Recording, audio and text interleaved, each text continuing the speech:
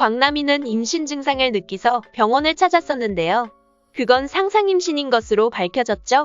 정말 허무한 결말이라는 생각이 들었지만 이런 일이 생긴 것도 다 이유가 있었던 것 같습니다. 임신 증상을 느낀 광남이는 배변호의 아이라는 것을 확신했었는데요. 그게 모두 헛된 꿈이라는 것을 알게 된 광남이는 병원에서 그만 쓰러지고 말았습니다. 이렇게 쓰러지기까지 했다는 것은 임신이 아니라는 사실에 큰 충격을 받았다는 것을 의미하는 것 같은데요. 아직 광남이에게 배변호에 대한 미련이 크게 남아있다는 이야기이기도 하죠. 거기다가 광남이가 쓰러졌다고 하니까 한달음에 달려온 배변호. 이때 배변호는 신마리아와 식사를 하고 있었는데요. 병원에서 걸려온 전화에 황급히 광남이를 보러 온 거였습니다. 배변호도 복댕이 때문에 신마리아에게 간 거지 신마리아를 좋아하는 것은 아닌 상황이었는데요. 광남이가 황천길과 만나는 모습을 보고 기분이 나빠했던 것도 속으로는 여전히 광남이에게 마음이 있어서였던 것 같습니다. 황천길에 대한 이야기는 앞으로도 단서가 나오는 대로 계속해서 그 정체를 확인해봐야 할 것 같긴 한데요. 광남이는 의심스러운 줄도 모르고 황천길과 만나고 있었죠. 그게 신경 쓰였던 배변호는 광남이에게 황천길을 조심하라는 충고를 했습니다. 하지만 감정이 과해져서 충고가 아니라 싸움으로 번지고 말았는데요.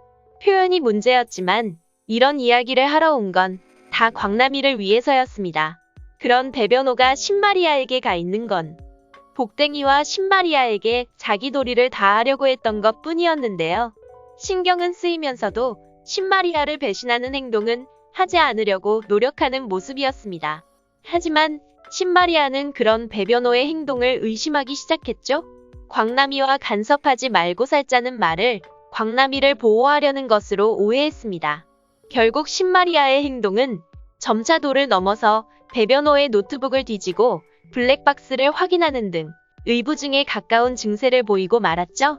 신마리아의 이런 행동이 선을 지키려는 배변호를 더욱 질리게 하게 될 것 같습니다. 결국 결정적인 실수를 하고 마는데요. 예고편에 나왔던 상간녀 위자료 청구 소송. 신마리아는 광남이를 상대로 고소를 해버린 것 같은데요. 정말 첩이첩골 못 본다고 상간녀였던 신마리아가 광남이를 고소하게 될 줄은 정말 상상도 못했습니다.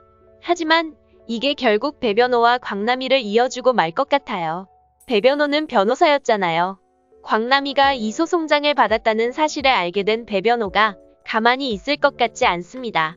광남이네 집안에서 법적인 조치에 대해서는 모두 배변호가 맡아 하고 있었잖아요. 결국 상간녀 위자료 소송 때문에 배변호와 광남이는 만날 수밖에 없는 상황이 만들어질 것 같은데요. 그렇지 않아도 서로에게 마음이 있는 상황에서 만날 구실이 없는 두 사람인데 신마리아가 두 사람이 만날 기회를 만들어준 것 같다는 생각이 들었습니다. 오늘의 한마디. 신마리아 씨, 그냥 가만히 있었으면 더 좋았을 텐데요. 구독은 저에게 큰 응원이 됩니다. 시청해주셔서 감사합니다.